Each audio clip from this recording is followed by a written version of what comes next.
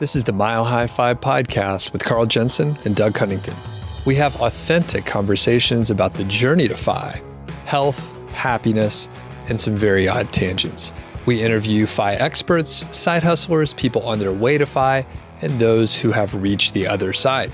Join us every week, and if you want the show notes and links and all that other stuff, head over to milehfi.com. Hello, world. Welcome to the Mile High Fi podcast. I'm Carl Jensen with my co-host. I'm Doug Cunnington. And maybe we should call it the Maine High Fi podcast. That doesn't flow because we have two special guests today from Maine. Tell us who you are and what you do. I'm Frances. I'm a bookkeeper and also a financial person for an IT company. And I'm Peter, and I am running a woodworking supply store. So today we are going to talk about Frances and Peter's money situation. And I think the focus today is going to be Coast-Fi, which seems like a pretty popular topic. We end up talking about that a lot, although I don't know if we've ever successfully defined it despite multiple attempts. Yeah, it is very popular. The only time is I think we had Jess on from Pioneers. Yeah, she nailed it. Yeah. And I think she kind of made it up, right? Is that I think her so. term? Okay. That sounds right. Okay. But before we get into it, we have a couple silly questions to ask. And the first one is, what is the silliest thing you have ever purchased? I think the silliest thing I've ever purchased is a really expensive coffee grinder. It was $700, and I don't really like coffee, but it seemed like a good purchase. You know, I did a ton of research on it, and I think Frances really enjoys it. Yeah, I like coffee, just to clarify. So it was like kind of a gift for her, but also like a little splurge. But Okay. Yeah. What kind? What kind is it? Niche Zero. All right. My brother-in-law just got Niche Zero coffee grinder as well, and like a espresso machine, and he like geeked out on the whole thing. So I think, money well spent. Now I'm embarrassed a little bit. So I was like, hey, do you want coffee? So I made some coffee. How is it? It's good. Okay. I can't tell the difference. All right. Which is why it was a silly purchase. All coffee is the same to me. Yeah. Okay. I'm not a coffee person, but does a grinder make a big difference? Like, does a more expensive grinder give you a better grinder, or do they last longer? Like, what is the difference between a cheap and an expensive grinder? Seems like it gets all the grounds exactly the same size. So the way the water moves through is very equal. So the flavor is better. But we did a few tests, like different grind sizes. And that was really interesting because the coffee tastes like really sour at one grind size, and then like sweet, and then bitter. And so it's the same coffee, but if you grind it differently, it tastes really different. Yeah. Which was shocking to me. I didn't believe it would make a difference, but it does. Yeah. Huge difference, apparently. I don't know, because you can get like the blade grinders, and then it's just like completely random. Some are real, it's like powder, and then there's like boulders in there, and you end up with like over steeped, over brewed coffee.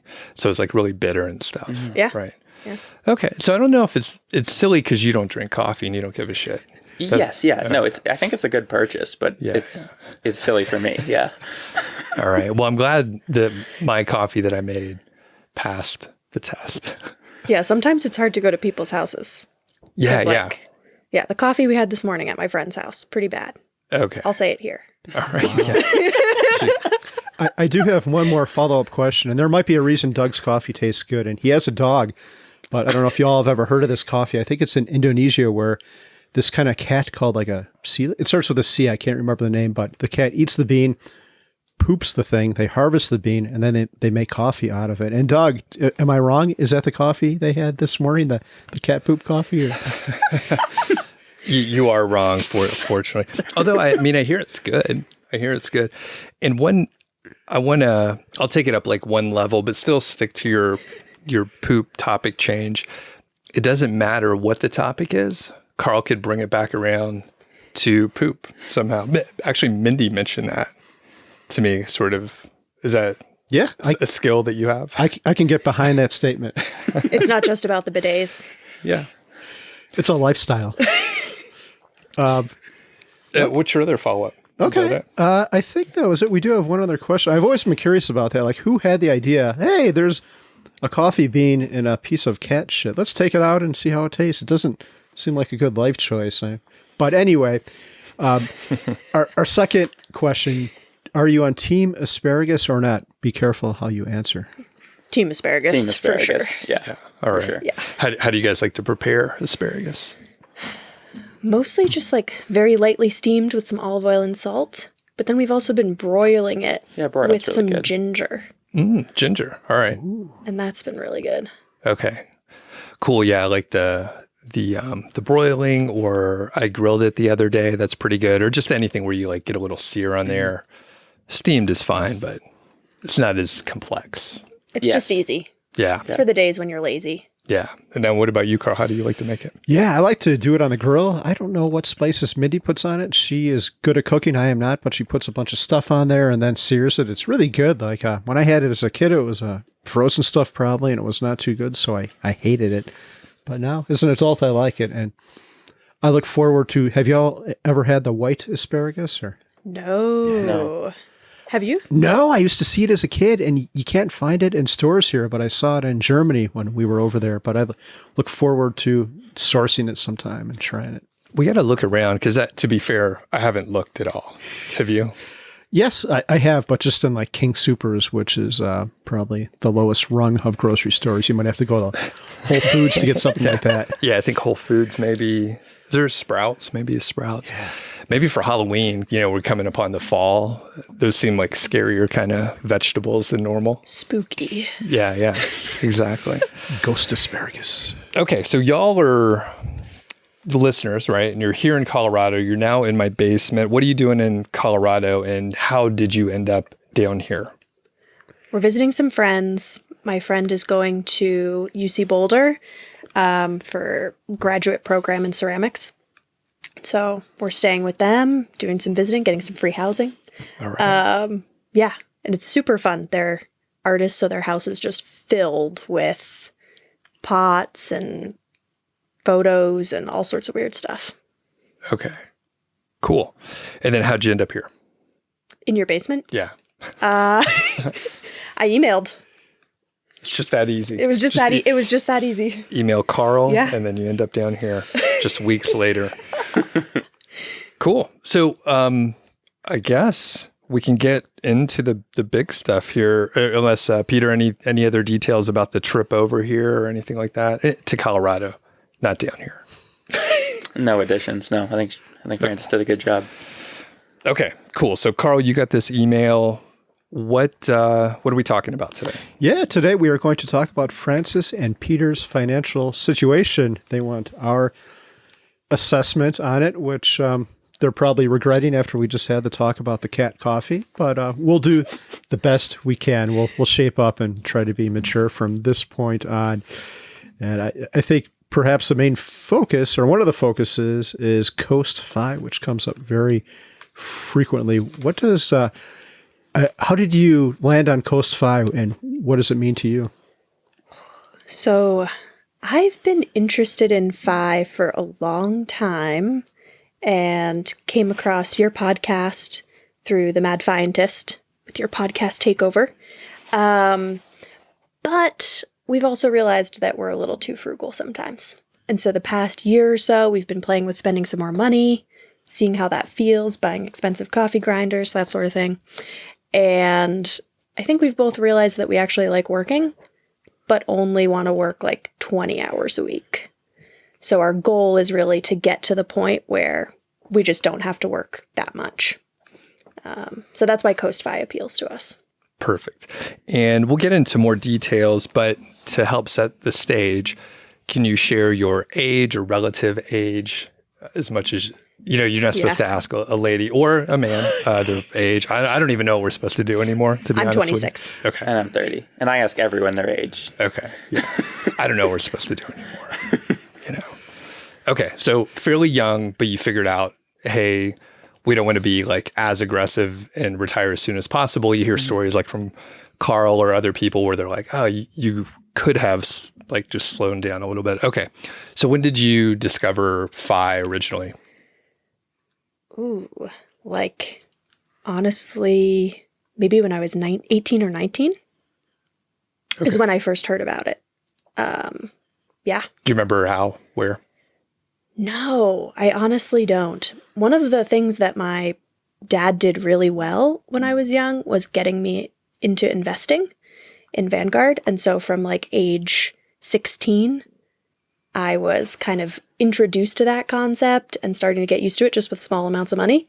And so then I think by the time I was 18, 19, I was just looking for other information and kind of came across it. And one of my mom's cousins was into FIRE. And so then I talked to him about it and just kind of got going on my own, listening to stuff, reading Mr. Money Mustache and that sort of thing. What about you, Peter? Yeah, I first heard about it early 20s, Tim Ferriss, Mr. Money Mustache. But I didn't really grasp it or kind of go into it. I just kind of heard it and tucked it away. And yeah, kind of really got back into it with Frances a couple of years ago. She kind of was much more into it than I was, but I kind of knew the concept. Okay. And you didn't initially reject it, so you were open to you were like, hey, this sounds like a good idea, because sometimes there's friction, right? Yeah, I think I didn't fully understand it, and I was like, oh, I just need to understand investing better. But there's a lot of really not good investing or just like really overwhelming investing advice. So I think like I kind of dove into that and ended up just feeling kind of overwhelmed by it. And then instead I was like, oh, I'm just going to stick money in my house. And like that seems easier. And like not really understanding that maybe that wasn't the best way to use my money, but it was a way that was still a good way to use my money. So yeah. Cool. Let's talk about Coast Fi. I don't think we're very good at defining it. Frances, can you define Coast Fi for us? I think for our purposes, like what we're looking for from Coast Fi, because I think that's what really matters, is what it means to us, is we're hoping to get to a point where we don't have to work to contribute towards our retirement anymore. So when we hit Coast Fi, ideally that will mean we're working to meet our needs for the year. Mm-hmm. Or our needs on a daily basis. Any vacations we want to take, where we're living, housing costs, food, all that sort of thing. And the follow-up to that is, so you want to save a big pile of money, and then you're going to work to cover your basic needs, and you let that big pile of money grow. So the question, I guess, would be, and we could kind of make estimates as to how long it would take for that pile to double, maybe 7, 8, 9 years. How big do you want that pile to be? And you don't have to say a number if you don't want to, but how close do you want it to be to full-on retirement for this Coast Fi thing? Like, do you want to take 14 years, 7 years, 21 years? How big do you want that pile? That's hard to say. I mean, I think we're kind of like I think our rough numbers are like 1.5 million. Like that's kind of what we want it to have, accumulated to. Wait, no, you that's mean not like right. at retirement age? Yeah, at retirement age. Yeah. So for reach Coast Fi, it was close to 600. Yeah. We don't have our numbers exactly. Sure. But I think, yeah. Okay. Yeah. Okay. So your target date, which we're all feeling our way through this conversation. So 59 is like the retirement date that you're talking about? Yes. Okay. Yes. Because I mean, like when you start getting into the nuances, you could be like, I want it to be 50, right? Mm-hmm. So right. Coast Fi, but the target date is 50 years old. And then you back into it from there and you could adjust or whatever. Mm-hmm. Like maybe you decide, I'm going to pick up like a full-time job for a couple of years and it changes the math dramatically. Mm-hmm. So, okay. So you're talking 59 and then you want to have a fairly big pile. And of course, it's just based on projection. So totally. It's a moving target. Yep. Okay. Okay. And I feel the main reason most people do Coast Fi is so they can work kind of hard at the onset to get that pile going, and then they can back off a little bit. You all said you would prefer to be part-time, maybe 20 hours a week. Yeah. Do you have that situation now? Or? No. Yeah, talk about your work weeks then. I work 3 days a week at a managed IT company doing any of their stuff related to money. It's like an 8-person company, so it's pretty small, but just straightening out their finances, getting their bookkeeping done, that sort of thing. And then I also have my own bookkeeping company. So I do that right now on those other 2 days and nights and weekends. So I'm working too much. Okay. How many hours would you say total? It fluctuates. Probably right now it's been like 50 hours a week for the past few weeks. I think that'll go down back to 40 pretty soon. Have you tested like 20 hours in the past? Yeah. Okay. It's pretty good, right? I'm a big fan. Yeah. All right. What about you, Peter? Yeah, I'm running my dad's business. He invented a woodworking tool. So, and just recently, I've been taking that over. I think in the past 2 months, he's like really stepped out. So I'm fully running that. And I'm working about 40 hours a week, sometimes a little bit more, but it's about 40. Yeah, and it would be nice if that was a little bit less. So what I'm hearing here is I think it would be pretty easy for both of you to step aside when the time comes. Like Francis, you kind of have two sort of part-time jobs now. You could give up one. You could do your own bookkeeping or continue doing the managed IT stuff. Peter, it sounds like you work for, it's your own thing, so you could probably back off. Maybe you'd have to find someone, but it wouldn't be hard to transition into a Coast Fi into maybe half-time when the time comes. Yeah. I think it would be relatively easy to transition to part-time. I think stepping out would be very challenging, but for now that's not the goal. So I think transitioning to part-time would be relatively easy. So I'm going to depart from the outline for a second and just ask each of you. So you asked to be on the show. You need some help, right? What are the biggest questions that you want answered from our conversation today? Yeah, I feel like one is our housing situation, what to do there. We have a paid off house, and so there's a lot of capital in there. And should we be leveraging that? Should we be looking at trying to make more money in real estate? We're open to doing rentals, and right now we're renting a room. So a lot around the housing and what we want to do there. Yeah, and we both don't love it. Like, our house is okay, but it's not our favorite place. So I think housing's a big one. Yeah. Okay. I think one of the things for me is figuring out where that line is, and you probably don't have an answer for this, but between just saving aggressively, investing aggressively, going really lean on our budget versus like enjoying life a little bit more. And we've kind of been playing with the spending a little bit more money, and it's nice, but it's not like bringing us that much happiness. So we're trying to like dial it in a little bit. And part of our issue is when we set goals, then it incentivizes us to be super frugal because we want to hit the goal sooner and sooner and sooner. Mm-hmm. Yeah, and so like, how do we set a goal that's realistic and gracious to ourselves to enjoy life, but also like get to Coast Fi where we're only working 20 hours a week and enjoy life even more? Mm-hmm. Yeah, super easy question there. Well, yeah, really. yeah, but a great one. Let's save that one for a second. Let's talk about your housing situation first. So you have a paid off house. Congratulations on that. And a roommate. So you have some income coming from that house as well. Yep. Wow, that's great. So y'all just started paying it off super aggressively. Peter, you hinted at that earlier. I got a house when I was 20. Like, I was just renting with some friends, and basically I asked them, hey, if I get a house, will you move in with me and rent from me? And they were like, sure. And that would cover the mortgage. So yeah, I did that. My dad gave me a small down payment to help out. And then, I've been renting for like 10 years. The first couple of years it was friends, and then it was just Craigslist and a couple rooms at a time. And just recently we've dropped down to just one renter to have a little bit more space. But yeah, it's been pretty great. Okay. And you said you're not super happy with the house. It's not your ideal place. Yeah, there's a lot of things we like about it, but I think in part like Peter bought it when he was 20. So we didn't really know what he was looking for in a house. It's kind of on a busy road, so it's just not very quiet, and we like spending time outside. We have a nice garden in the back and everything, which we love, but it's kind of loud. It's not very private, and we're not walkable to anything. So it's not like you're getting the walkability, but like, yeah. So I think that's a big part of it, and also it's his house.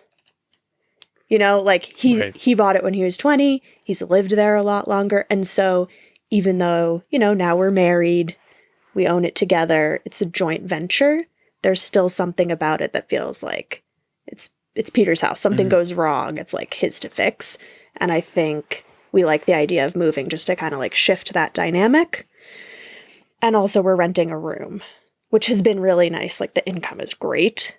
But we share a kitchen, we share a shower. And so I think we like the idea of moving to a house where maybe there's an in-law apartment so we can still have that rental income, but not be sharing space with someone. Yeah, that's interesting. I think Doug will have a lot of good things to say about this, but I wanted to set it up. I think with real estate, like we do real estate, and Doug is the exact opposite. So you can see where I'm going with this, Doug.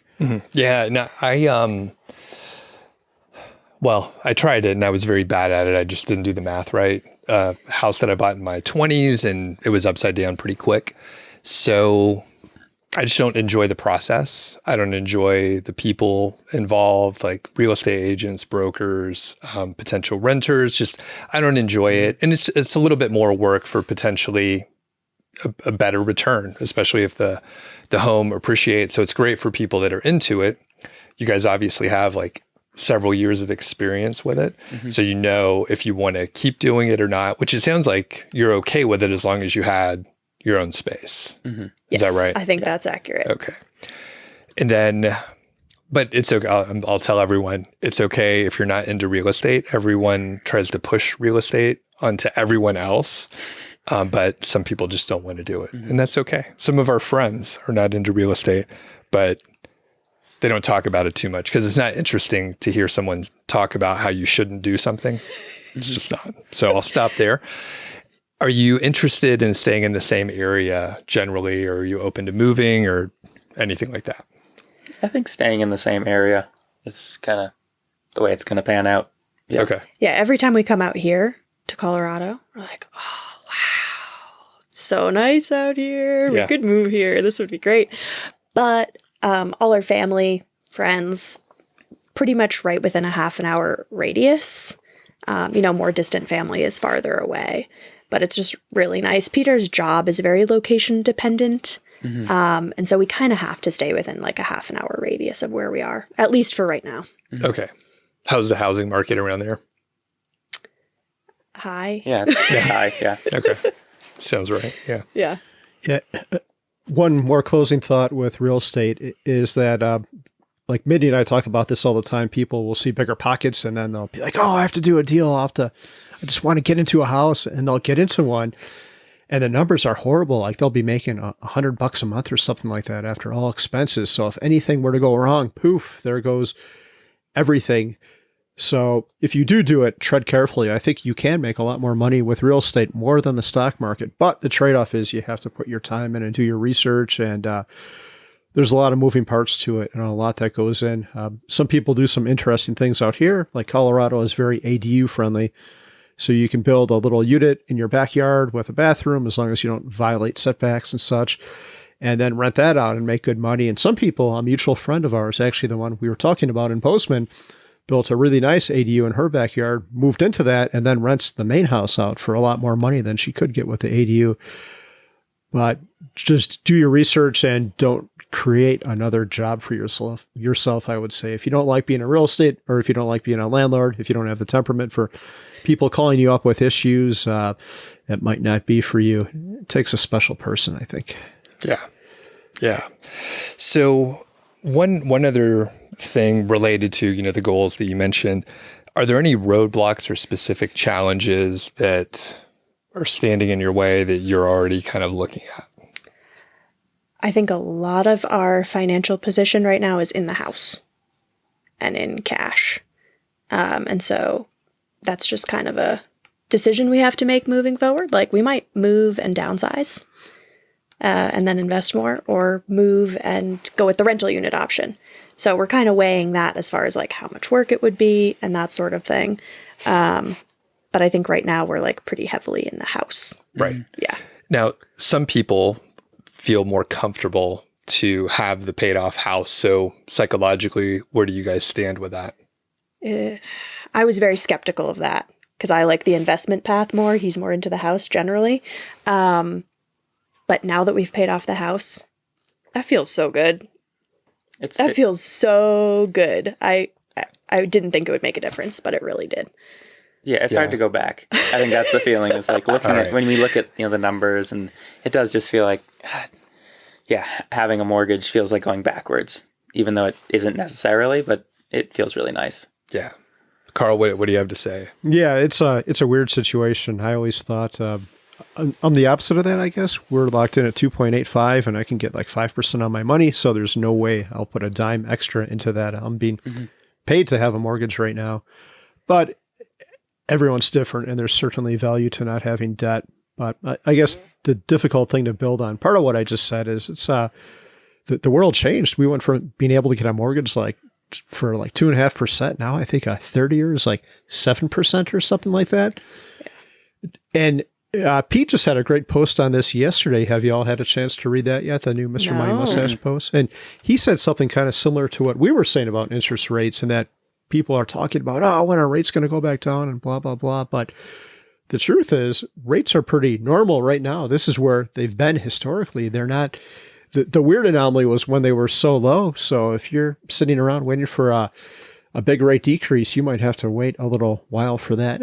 It probably will happen at some point, but you shouldn't expect it. But I don't know, do interest rates now, does that affect your decision to invest in real estate? Because if you don't like debt, now you're doing debt at like twice the rate at what you could have done it a couple of years ago.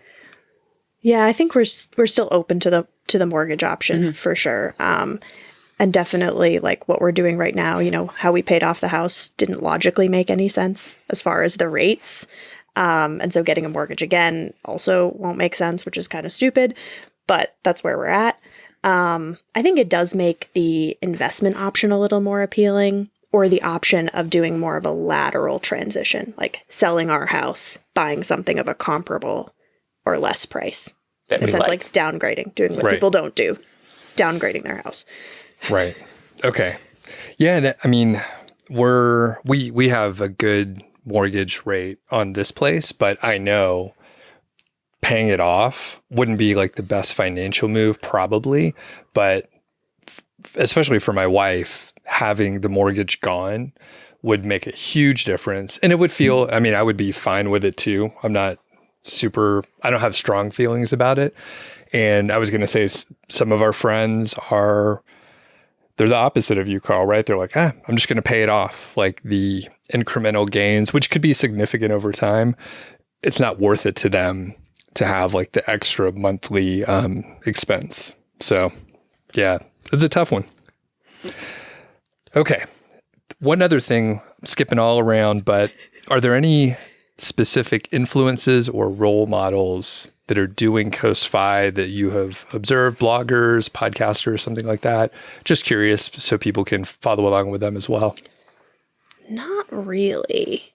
I think I heard the podcast with Jess, the Pioneers, on here, and I've heard a few other people, but no one that I'm really following. I'm pretty much off all the social media stuff. Mm-hmm. So it's like whatever podcasts come into my sphere, that's good, but I don't have another way of really like following along with people. Okay. Got it. And then Peter, do you listen to the show too, or? I listened to a few episodes. Okay, yeah. Thanks. She'll checking. she'll share a few here and there, and I'll listen to them. Yeah. Okay. Yeah. But no, I don't feel like I have any specific role models. Podcasts here and there, but not someone that I'm like, oh wow, I really want that lifestyle. Okay. Not even Carl. Maybe now that he's finished with those house projects. Yeah. Yeah. Are you really done with the house projects? No, we still have to. I have 2 bathrooms to finish up, a railing. We 2 more weeks, right? Get back now, probably 2 or 3 more months or longer. Get back into it tomorrow, actually. Thanks for bringing it up, Doug. One of my corner Summer's over. Yeah, get back to work.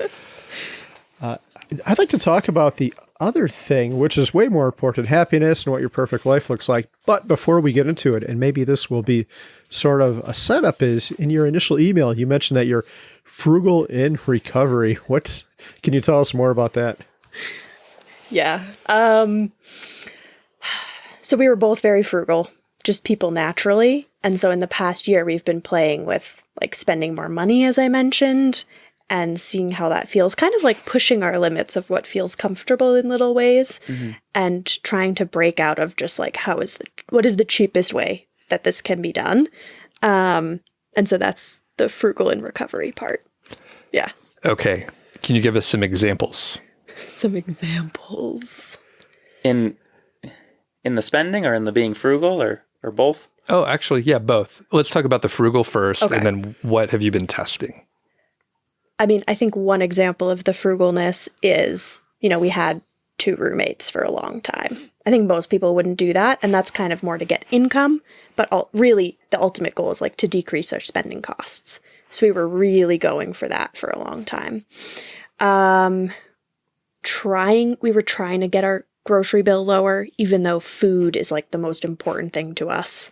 Not going out to dinner that much. Anytime we went on a trip, it was always like, how can we get like the cheapest housing possible?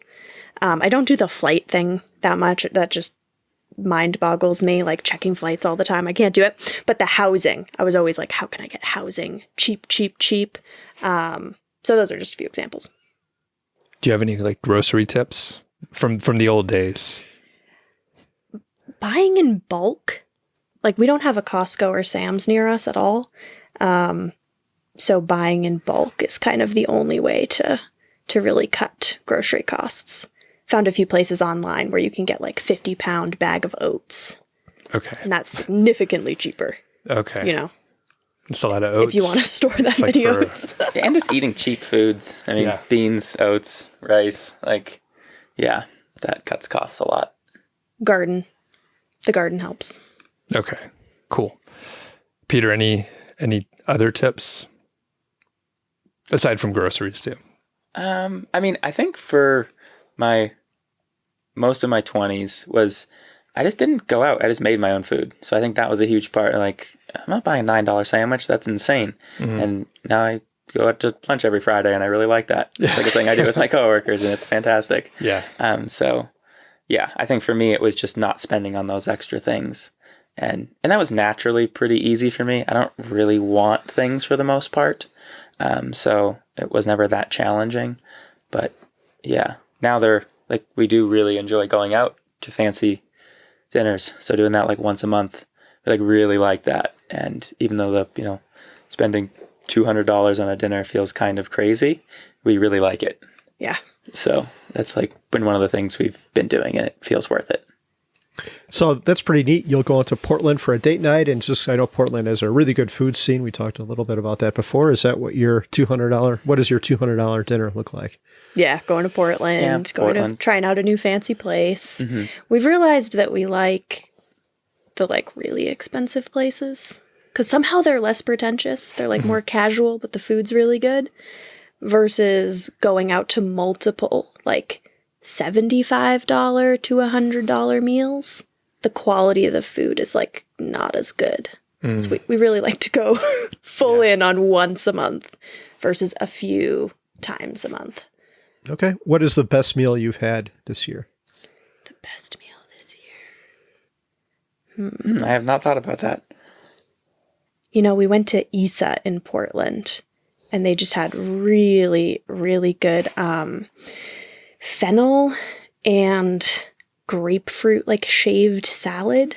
They have lots of really good salads, and they had a toast with fresh strawberries, tiny fresh strawberries. Sounds really weird. So good. And then they also have really good fish. Maine has really good fish, so that's also awesome. Yeah. Oh man, I kind of want to go there now. I haven't eaten, so we could just make the rest of this conversation about food. Tell us why you're second and third and fifth best. Wait. Yeah, that's how, every time I go on a hike, on the way down, it's always just food because I'm I'm thinking about lunch or whatever. Yeah. Okay, so we talked about housing, groceries. What about your cars? So that's the other big thing that people can save or spend on. Oh, yeah. So I'm apparently a fancy person. I didn't know this. My friend, also named Doug, he's a he buys and sells used cars all the time. So I asked him like, hey, do you have any advice? Like I need a car. And he hooked me up with some Craigslist ads. Go check these out. And I was like, okay, cool. This car is awesome. It's kind of like a Prius. It's a hybrid, gets good gas mileage. And then people were like, what are you getting? And I was like, oh yeah, it's a Lexus CT. And they're like, you're getting a Lexus? But I got a really good deal on it. I bought it in cash. Okay. It's a great car. Gets great gas mileage, but I pull up everywhere and people are like, it's a fancy car. It is kind of fancy. What is that one? The CT? Is that like a... You like never see it. It's a little hatchback. I mean... The hatchback. Yeah, it's a little tiny hatchback, and I've seen like 10 of them total. Oh. You know how normally you get a car and you like see them everywhere? No. Yeah. No. It's so strange. Interesting. I think there's a Toyota version of that, right? Yeah, there I was might going be to a say. Prius. It's called the Prius. Yeah, it is. It's just like it's a Prius, but like fancy. So, yes. Yeah. Okay. Yeah. And I've got a Subaru Impreza and just base model, and I love that thing. It's so practical. It's a little truck. It's fantastic. Yeah. And bought that in cash. Yeah. Okay. Where are we at, Carl? I don't even know. I think it's time to tackle the really difficult question. Oh, look, we ran out of time. No, I'm just kidding. So, yeah, your question about happiness, I kind of want to work backwards a little bit. Say you had someone left you $10 million right now. What would your daily life look like? Whoa. I'll start with the work part because I feel like that provides some structure to life. I would probably just work on my bookkeeping business. That's what I'm really enjoying and very passionate about. And just try and do that like probably 10 to 20 hours a week. Probably like to do some traveling, like slow travel, take a month in a different location throughout the year. More hiking. If I could get in the water to go swimming like a lake or a river or the ocean every day, that would be my absolute dream. Right now, even though we live in Maine, we're like a half an hour from any swimmable water. So I think that would be a big change I would make as well. And how about you, Peter? I mean, pretty similar. I think with work, it would be probably 10 to 20 hours a week, but being able to make it not so location dependent, really I have to be there. So figuring out a way to make that be remote so we could travel a little bit more. I mean, I am such a homebody, so leaving for more than a couple of weeks, I want to be home anyways. But it would be nice to be able to take some longer trips and really get to experience a place. Okay. And yeah, hiking, I love. I mean, staying in Boulder and being able to drive 5 to 8 minutes and you're like at beautiful mountains is incredible. I'd love to be able to do that every day. So a couple of quick follow-up questions. The first question is, Francis, it sounds like you might be able to do your job remotely. Yeah. All my bookkeeping work is completely remote. My work at the IT company is in person, but will probably be somewhat remote moving forward. Okay. But in your Coast 5 situation, if you just did bookkeeping, it wouldn't matter where you were at. Correct. Okay. Yeah. And my second question is, the outdoors have a high level of value for you both. You mentioned, Peter, you were happy to be close to the mountains here in Boulder. Do you have that where you live now? No. Not at all. No. It's like the closest mountains are, another couple hours, like good ones, the Whites in New Hampshire. And I haven't gone in years. I used to go a lot. But yeah, just like you drive 2 hours and you hike for 4 hours and you drive 2 hours home and it's not worth it. So yeah, when we get outside, we garden and stuff like that, but we don't have that, right in the lake, right in the ocean or a mountain or something like that. Okay. So now I have one more follow-up. This hypothetical $10 million question. You both want to stay kind of near there because you have friends and family there. But if you had this money, could you move to a place a little bit closer to the outdoors and still maintain the close distance with your family, like maintain that? We could definitely get closer to water, but the mountains would be a little more challenging. A lot of my family lives up near Acadia National Park. My aunt and uncle live actually next to it. Their property's touching it, and they live on a lake. And so when we go up there, we do tons of hiking and swimming and all sorts of things. So one possibility would be that we would go up there for a longer period of time, and that would get us closer to mountains.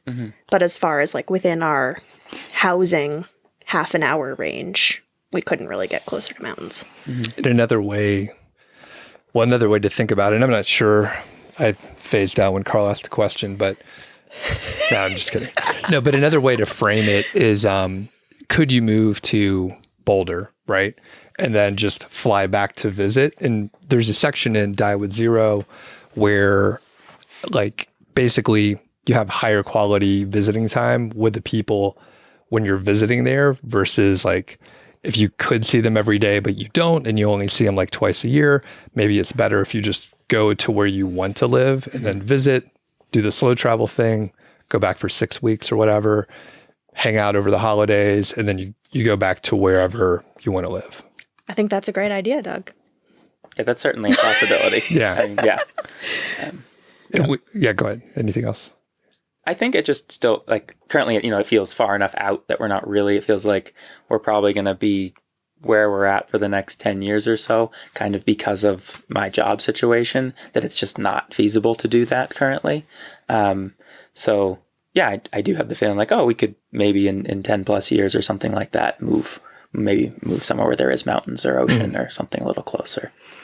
Is that what you were getting at a little bit, Carl? Yeah, and I don't think they necessarily have to move to Boulder to achieve that. They could just move closer where they're at. I guess it depends what you really value. If that trumps being closer to people, but it sounds like you could have it all, especially if you achieve this Coast Fi thing where you are only working 20 hours a week and you could be remote more, Francis, and maybe you can't, Peter, but still you'd have like 5-day weekends or whatever. So, hey, you can see your friends. We'll be in town Tuesday through Thursday, or maybe Saturday, Sunday, because that's when they're not working. And then you're in the parks during the week when no one else is and the tourists clear out.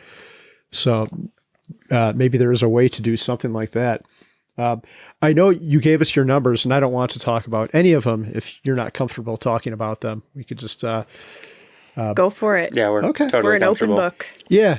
Before we shift, I want to talk more about both of the working situations. So have you thought about how to outsource or get out of the business? Have you already done thought exercises on that? Not a lot, no. I think right now, it's been so getting my dad out. I mean, that's only happened in the past couple months. So like he hadn't done much thinking about that. So that's been, and it's it's very hard to extricate. Been very hard for him to get out because so much is based on his expertise in speaking with customers. And that now, I've started to build up that expertise, but it's like so much is in that. It's pretty hard to outsource. We've been thinking about, creating videos and information to do that. But I haven't thought a lot about it for myself because it's just been so recent that really I'm the one that's running it now. Okay. Yeah. From an operations standpoint, so you're like getting a kind of a test run with it right now. So I would say document as much as you can, create your SOPs, document all the stuff, and then figure out how you can get out. So you're just the CEO or whatever your role is. Because it's pretty hard to do all at once, but if you're like gradually working your way up to it, then you could iterate on it and have like a good document or whatever blueprints for the whole thing. Right. And then if you want to sell it, then, you have to do that anyway. Yes. Right. Yep. So then, maybe you could find someone who would be good to groom to take over and then potentially buy it in the future, like that kind of thing. So you're like, I'm out. They have a vested interest, that kind of thing. Okay. Yeah. And then for your business, Francis, have you thought about hiring people and having like more of a team? So like maybe you actually earn more, but then you're not doing as much work. Yeah, that's definitely part of my vision. I only started this bookkeeping business like this year. And so it's still like slowly taking off. So I'm not there yet. But I'm getting so many referrals because in our area, definitely there's like all the accountants are dying pretty much. Okay. No one wants to do the bookkeeping that's like under 65. And so everyone is sending people my way. And so I'm already seeing, okay, there's a very clear path to scaling the business and then hiring and training people to do different components of the work. So I'm already thinking about that, but I'm not there yet. It's so hard to find good bookkeepers. We'll share your information at the end if you're looking for more business. But everyone on our HQ Discord is always looking for bookkeepers and other accounting help. Gotcha. Yeah, I do my own actually. Okay, and the one other thought before we shift into the numbers and all that stuff or whatever percentages we're looking at, my wife and I moved away from Atlanta and it was awesome. We just like made a decision and we're so glad that we moved away. And I know it's different for everyone to move away from family and friends, but once we made the decision, it was awesome. So highly recommend like getting out of town. You could always move back, right? Yeah. You could also just test and like get a lease for 6 months, go check it out, see if you actually like the place. And if you don't like it or you're homesick, you can go back to wherever you want. Yeah, that's a good idea, actually. I hadn't thought about getting a shorter term lease. Yeah, just check it out.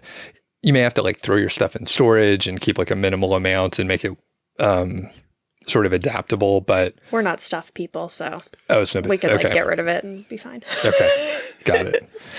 Okay, thanks, Carl. Go ahead.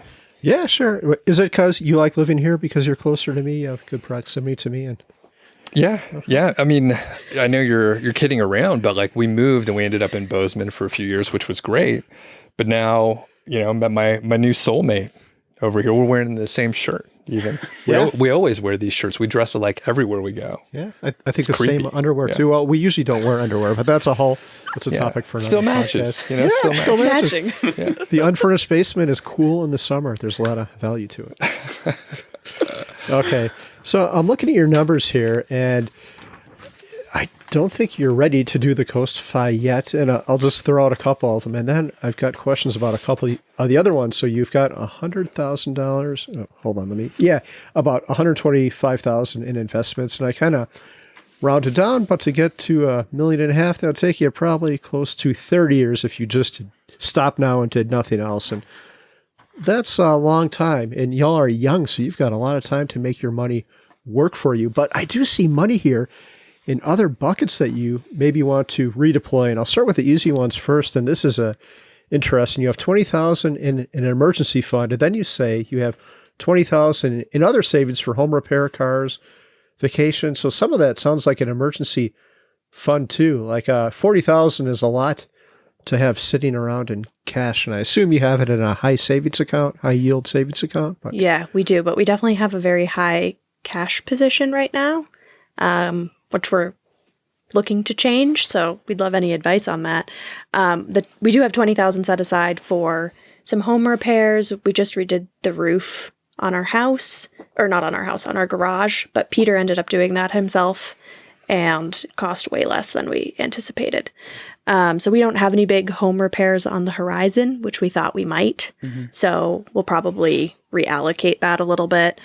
We are probably going to have a car expense in the next few years, probably to replace his car.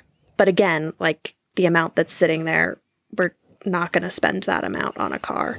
And then we also have about $5,000 a year that we put towards vacations. Okay.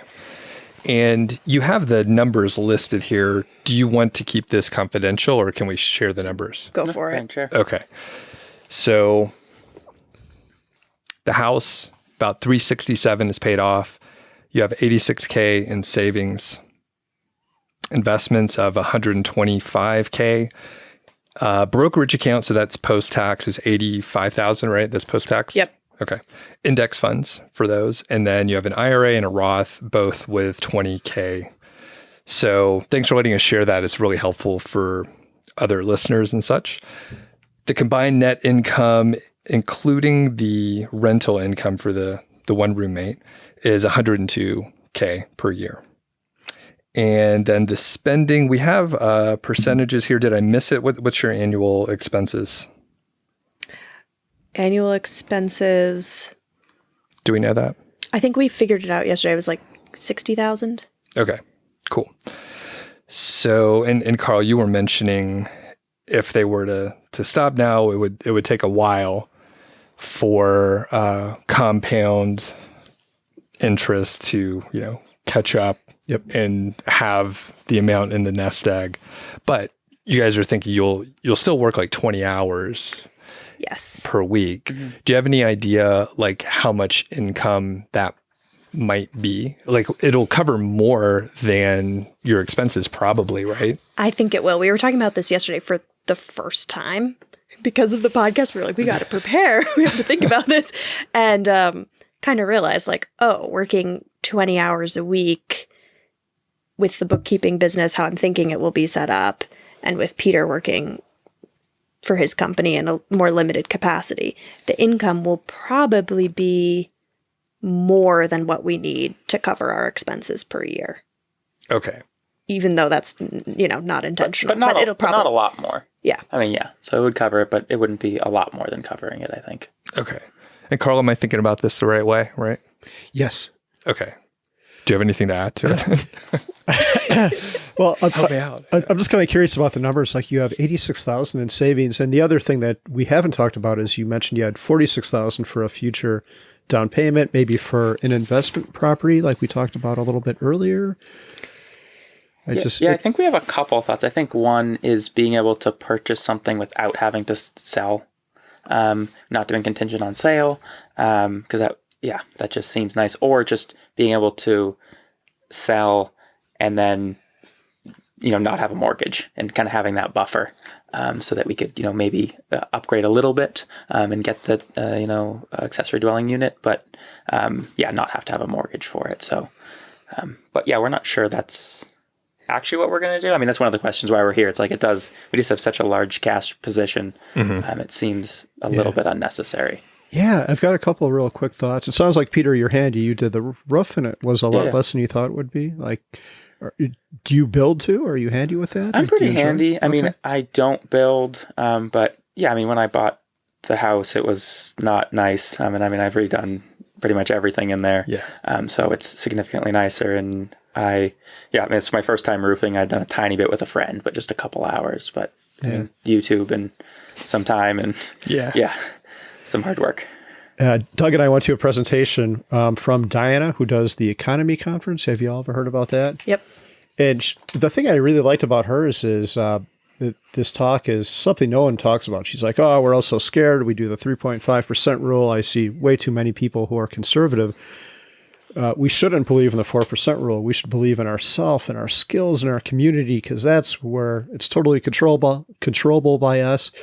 And that's where a lot of our value in life comes from in life. And I think a lot of us undersell ourselves on that. If you had a disaster, and where I'm going to with this is you'll have like $40,000 sitting there in cash, which breaks my heart. I know it's probably earning 5%, so it's not as bad, but it could be doing a little bit better. And I'm not saying you shouldn't have any kind of emergency fund, but you also have this other 46,000 sitting there. If I were you, and I might be much more risky, much more of a risk taker, I would probably deploy more of that into BTSAX or whatever investment vehicle you want to go to.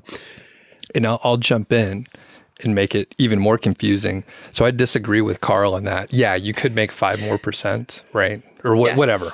It doesn't matter how much, right? A few more percent, yeah. You're trying to figure out, like, if you're going to buy a new place, so you actually need the cash available, right? So, and I know you could sell it, right? Like if you bought VTSAX, you could sell it, but it could introduce some tax implications, maybe a little bit. I'm not sure. There's still transaction fees potentially, and kind of a pain in the ass, right? Or, right, the market could go down, which is even worse. So any thoughts on that? So let's say they're within 12 months of deploying 50K. Would you put in VTSAX? Oh, absolutely not. If you're within like even 5 years of buying another property, I would keep that cash on hand. And the only reason I brought that up, that was more towards the 40,000, the emergency fund, and the other, not the 46,000 that they were saving for another potential investment. Okay, gotcha. Well, and I was going to say, still we're talking, okay, so there's an emergency fund of 20K, which we could agree on that, right? That's cool. It seems a little bit high to me, but I don't think I'd have that much personally. Okay. You would hate to see our accounts then. All right. And then the other is the home repair, the cars and vacation, 20K in that. Where do you see that, Carl? Because that's like, okay, home repairs, you're going to have to buy a car. Like, any thoughts on that? Where do you put that? Just high yield savings account, or? I don't know. I would say that's kind of in the same bucket as the emergency fund, I might combine all that and just say go with 15 or 20 and put the other 20 to 25 in investments. But this is your risk too. Like, Doug, do you know our emergency fund is like $1,000? But we're in a different, we have a different mentality. And Yeah. So what if you needed to buy like a brand new car? Do you sell stuff then? yeah, we just have to sell stuff. And the other thing we have is we have the line of credit against our stock portfolio and house. So if we needed to, we wouldn't have to sell stuff. We could draw from a different bucket. Okay.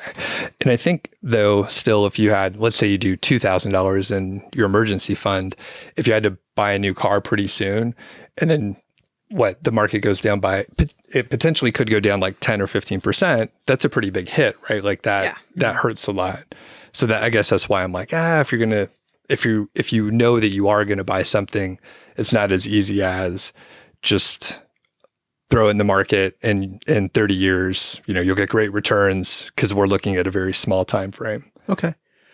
I've got one other idea. What if they put the whole $40,000 into the market and just got a line of credit against our house? It's paid off. You can get line of credits for pretty cheap, especially against a paid off house. And then that becomes your emergency fund. And then if you had to draw from it, you could just build back up your emergency fund to pay it off or something like that.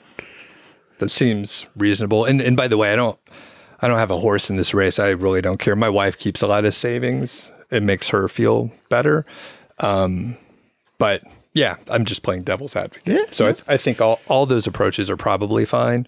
But yeah, what do you guys think about a line of credit to serve as your emergency fund because you have a paid off house?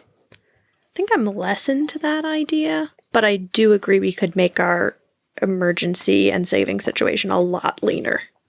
Yeah, than it is right now. I feel the same way. And the other thing that this paper doesn't show is that we already have like all our automatic investments and savings just coming out.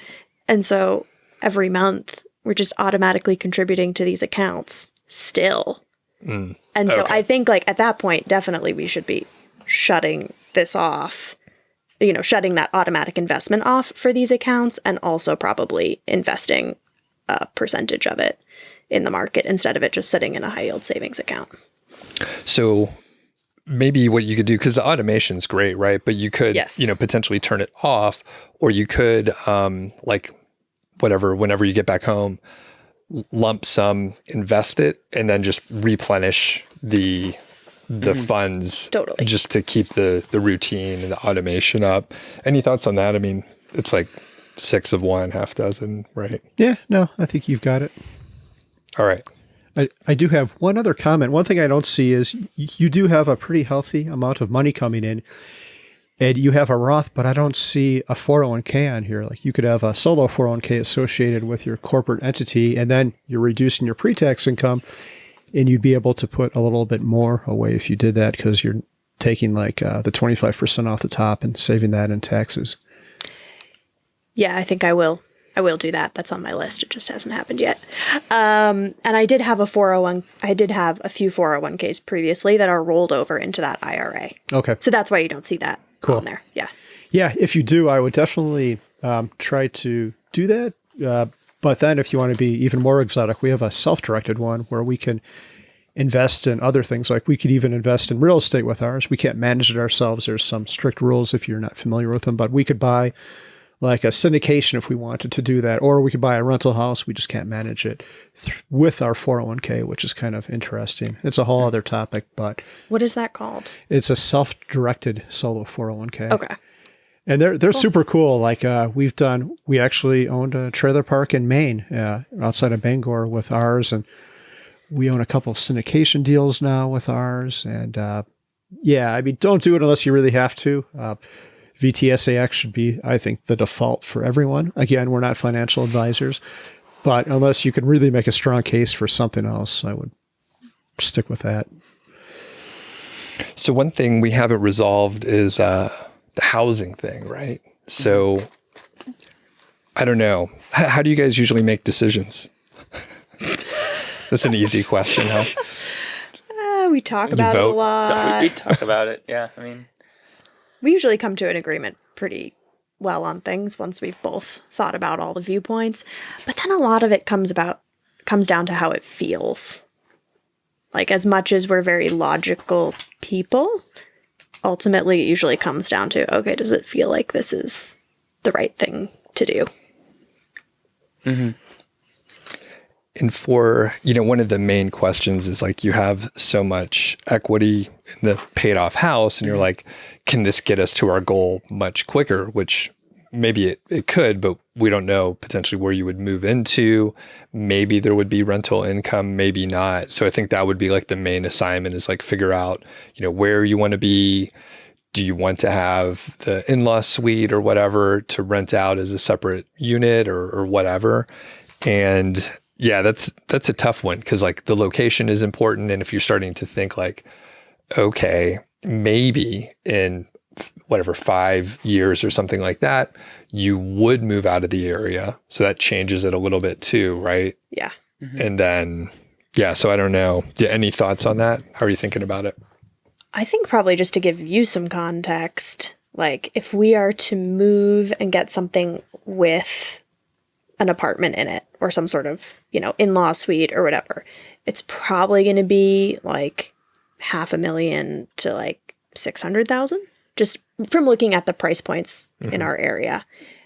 Or, we also have the option, we could buy something that's a similar price to us and just have it be a very lateral move. Or we've also come across some listings for houses that are like 150,000 that are just need a ton of work. And so we're very open to how that goes. But if we go with the apartment option, we're definitely going to have more house. Mm-hmm. Okay. Gotcha. Is Airbnb an option where you live? Could you Airbnb a room or part of your house or a mother-in-law suite? Depends on the area. Okay. I think in our current town, that's totally fine. Some places, as you get closer to Portland, have kind of outlawed that. Okay. Yeah. Do you see that potentially like making its way out where like people are like, we don't want these strangers from Colorado popping in? No, not I really. think in our area. it's fine. Okay. Yeah. It's a little more open or whatever. Yeah. Oh, yeah. Got it. There's a website you can go to called AirDNA, and they'll try to upsell you, but they'll give you a loose estimate about what your Airbnb income could be. And there's people here. We have some mutual friends who just kill it. Like they bought a house for $400,000 not long ago, which is a lot, especially for their house. But they divided their house a little bit, and they're making like $5,000 or $6,000 a month, especially in the summer. And it's not like 2 beds, 1 baths. Something to consider. But again, you have to like cleaning or be able to find cleaners, which is always the pain point with that situation. Mm-hmm. Carl, what do you think about like downsizing to like this much smaller place, like kind of a minimal starter home kind of place that you would have to fix up, it sounds like. What do you think of that? Yeah, it's a great money decision if you could be happy there. Maybe you could even do it in an area that you like a little bit more, maybe has better access to the lake that you talked about.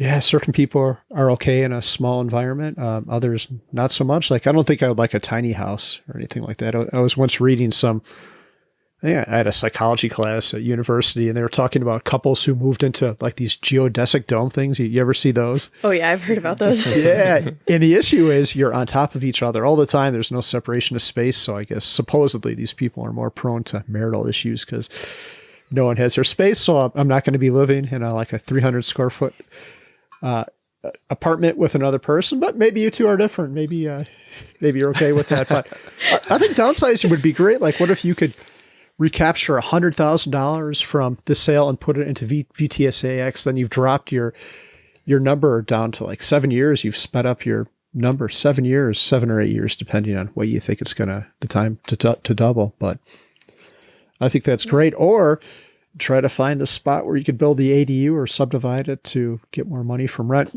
I'm just curious, side topic, what could your house get for rent if you moved out, bought something else, and rented your current one?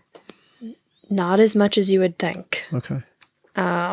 Pretty much the best way to make money on the house would be to rent rooms.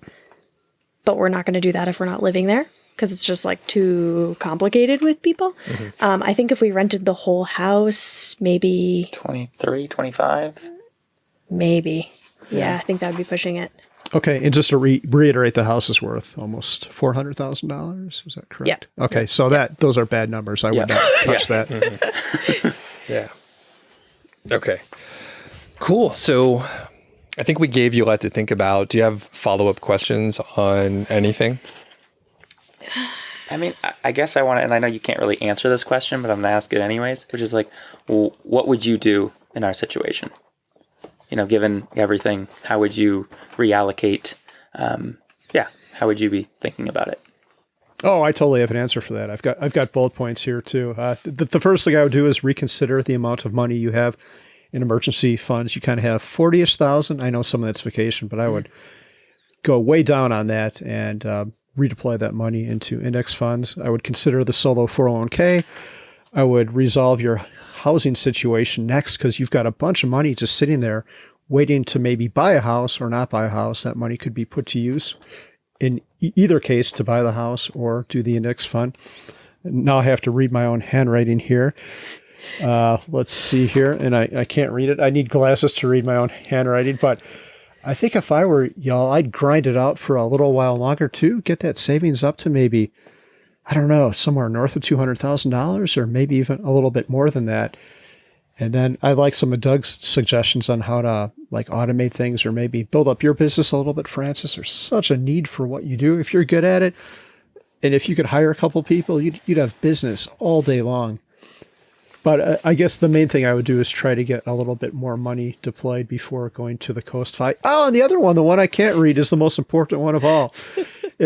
I think even if it's difficult and uncomfortable, you should err on the side of happiness. Not everything has to be about money. If there's, I don't know, like maybe you have an opportunity to take a month or two off and hike Portugal, and it's going to set you back a little bit, but you're young, you don't have kids, you don't have anything tying you, holding you back. Yeah, err on the side of doing fun things in life. And I say this from someone who did the exact opposite, just worked like crazy and ground it out and had no fun. I'm in a great place now, but I wish I would have stepped off the gas pedal. And it sounds like y'all are already more mature about it than I ever was. So I don't think you're going to make that same mistake. Well, we have you to learn from. Do as I say, not as I do. It's been paying off. Yeah, I largely agree with Carl. I think, once you figure out the housing thing, that'll like make things more certain, and then you could just focus on the other stuff. You're both young, so I would save a little bit more, but I like the slower approach instead of like being so frugal that you're like depriving yourself. And you note on here, guilt-free spending is 10%, which is great. It gives you a lot of flexibility, I think. And if you just want to, like buy something or like go out to eat an extra time or whatever, like it probably fits within the budget. And I think, every couple of years you could like revisit the plan and how much you're saving and be like, okay, can I cut back hours or whatever? And I think, Francis, especially for you, like Carl said, I think if you wanted to expand the business and make it something where you could grow it and then sell it, that would be awesome. So if you're thinking about like that sort of thing, you could think about it as like a CEO and an owner, and then make sure like it can run without you. And then another company would love to buy like a turnkey business with cash flow, especially competitors and stuff like that, right? Like they can all of a sudden get 20 new clients, and you have everything all set up, and you could just sell it. And then it's a huge chunk of money. You can get 2, 3, 4 years of revenue all at once, and then it changes the math dramatically. And if you're already like at a spot where you need to bring on a couple contractors or something like that, it's just a matter of like putting it together, and then you're off to the races, really. Yeah, that's a good point. All right. Any other questions? I think you answered as much as you could. All right. Carl, we have a request for the audience, right? You have here. Oh, yes. So our question for the audience, if you have an answer, you could leave this on our Facebook group, which we'll put in the show notes. You could send us an email. What's our email address, Doug? Carl and Doug at milehighfi.com. Mm-hmm. Not milehighfi. And it works. Yes, it works. We received your email. Or leave a comment in the YouTube video. So my question for the audience is, you've heard about Francis and Peter's situation. Where do you think we did well or went wrong with our advice? And what would your advice be for them? Yeah, please leave a comment. We'll talk about comments in future episodes and relay them to Francis and Peter as well. All right. Well, thanks for joining us today. It was a lot of fun. I hope it was helpful, at least a little bit. Yeah. And I don't know, are you guys online where people could follow you or anything like that? If not, it's fine. No. Perfect. I have a Great. bookkeeping website, Okay. modernbookkeepingservices.com, if anyone needs it. Cool. Other Yeah, than that, we're unfindable. perfect. That's great. Well, thanks for joining us today. We'll like to get an update sometime in the future. Definitely. Thank you so much. Thank you. You're welcome.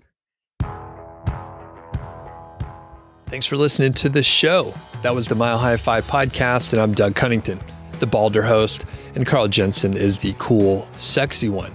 If you dig the show, please do 3 things for us. Number 1, tell a friend, a family member, an enemy about the show. We really don't care who you tell. Maybe forward them a specific show that you know that they will like. It's the single most helpful thing that you can do to spread the word. It's like giving us a virtual high five, and actually we don't give high fives in person, so the virtual kind's pretty good. And more importantly, your friend or family member or even your enemy will appreciate the fact that you were thinking of them.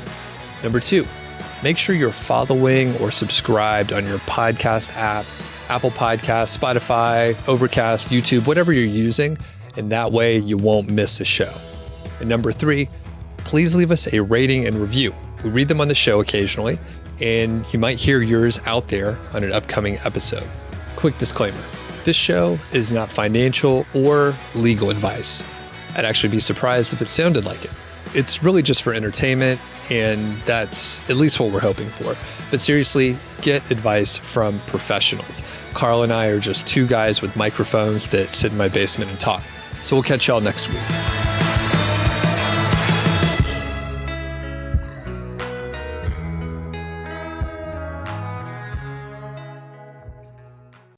So you guys have been in town for, what, a couple days now? What have you been up to? What have we been up to? Well, we went to Laramie, Wyoming first and did some visiting there. And we've been in Boulder, just hanging out, doing a little bit of hiking. Went out to Boxcar. What's that? It's like a fancy coffee pastry place. It lived up to the hype. Yeah. Yeah. Pastries are really good. Yeah. And then Peter, what'd you get there? What'd you order? We got a chocolate croissant. That's what I had. How was the experience? This is really good. Yeah, it was a lot. From the outside, it doesn't seem like there was a lot going on in there. Then you go in there, they got like a wine bar in there, and it seems like they do sandwiches too, and really cool place. Yeah. Carl, keep talking. Yeah, is your town similar to Boulder at all? I've been to Maine, kind of in your neck of the woods, as we talked about before, Machiasport, but Boulder is a pretty fancy place. Lots of tech money. Google is there. Lots of Teslas. Is it like where y'all are from at all? No. No. Though there's a really good, Portland has a really good food scene. So like food, breweries, like that's a lot of that going on there. But no, there's not a lot of industry. Okay. I feel like in Maine. Yeah. Yeah, Portland is super cool. I was there a couple of years ago, and unfortunately, we did not have much time, so I just spent the afternoon there, but I can't wait to make it back. How far out of Portland are you? Half an hour north. Okay. Yeah. And there's nothing near us. Cool. Are you into the beer scene at all? I know Portland has a really good beer scene, Allagash and a bunch of others. Yeah, not really. Not really. Well, we'll dabble here and there, but not much. Yeah. Yeah. Is there anything else on your list while you're in town? No, this is the big event. This is This is the big event.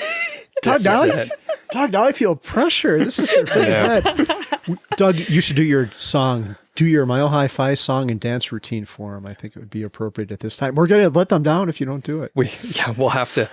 We have been working on a choreography situation. We hired a pro to do it. So. Yeah, I've got my breakdancing routine. You've got your ballroom dancing. It's going to be very weird, like fusion. Like they've got those Asian Hawaiian fusion. We're going to be breakdancing.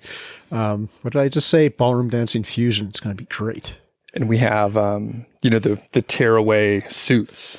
So those are, which actually we talked about getting, the Dumb and Dumber, the blue and orange tuxedos. Remember Yes. those? We were going to get those for FinCon. Are we still going to do that? I wonder if there's a way to source them. We should. You could probably get that. Maybe even like a Halloween costume. Or Yeah, something. they're readily available on like Amazon. It- We just need to order them. We're speakers, so we have to go to the opening party. So it would be appropriate. That'd be pretty good. Yeah, we can get Mindy and Paula to wear them too. Let's do it. Oh, wow. All right, cool.